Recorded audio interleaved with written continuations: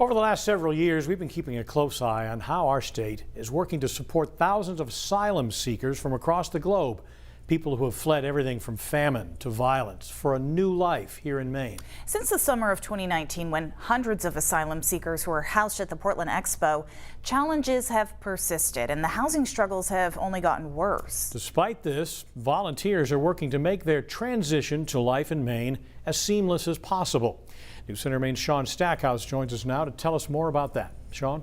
Pat and Amanda, right now the Greater Portland Council of Governments estimates that more than 400 families are staying at hotels across the region. As communities actively look for solutions in terms of housing, another challenge stands out: transportation. Asylum seekers don't have access to cars, and many don't know how to navigate our public transportation system. That's why those who have experienced similar challenges are trying to help ones arriving now. I came from there.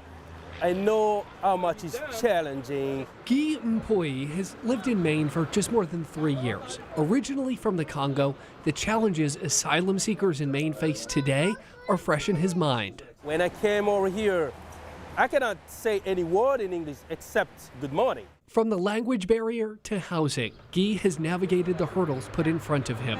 Now he's looking to use his knowledge to help those whose shoes he once wore, with one of the trickiest things he had to learn: simply how to get around. Merci beaucoup. The new arrival coming in Maine, so they don't have their own car. The only transportation they can use is only the buses. A bus system that, unless you grew up here, can be tricky to navigate. Now imagine you're trying to figure it out in a foreign language. To get to doctors, the grocery store, anywhere. What can be a simple task for many Mainers can be nearly unsolvable for the newest arrivals. I struggled a lot to access information about public transportation and then understanding how the system works. Marcel Tagora knows the challenge too. Originally from Central Africa, he now works with the Greater Portland Council of Governments doing outreach. He's worked closely with GPCOG's Community Transportation Leaders program.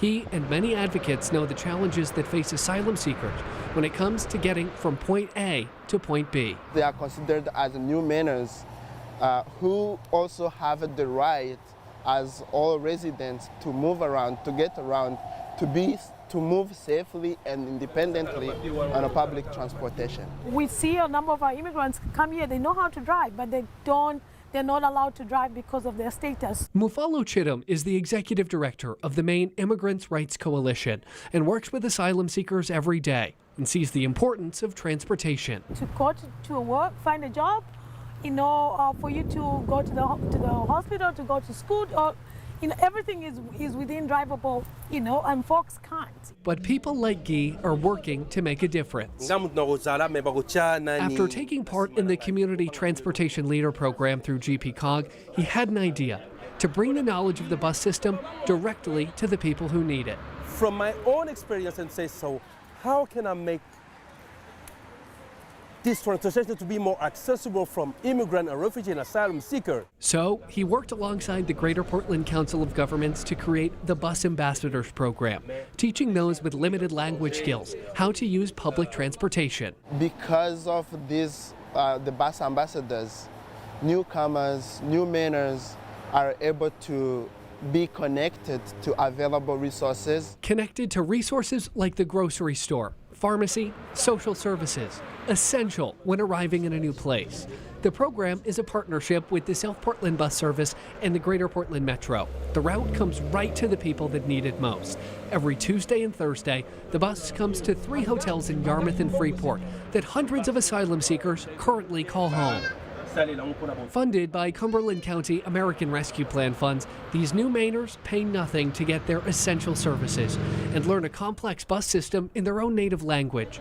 Those volunteering as bus ambassadors speak 10 different languages. My first language is French, but I can speak 5 languages so far. I can speak Swahili, Lingala, French, and Kikongo, and English. Making a difference for the hundreds that already use the service. GPCOG recently awarding Guy its Community Leadership Award. He knew how much work there was to get to the point of being able to actually implement this program, and he always push through. And it always, for him, he's just thinking about the change that he can make to the community that's here now, that's going to be arriving. And I think that's what always pushes him. While the Bus Ambassadors program goes directly to hotels in Yarmouth and Freeport, other residents from all backgrounds in the greater Portland area that are looking to use the bus service can request help too. We'll have more information on our website and mobile app shortly. Pat and Amanda. Sean, thank you.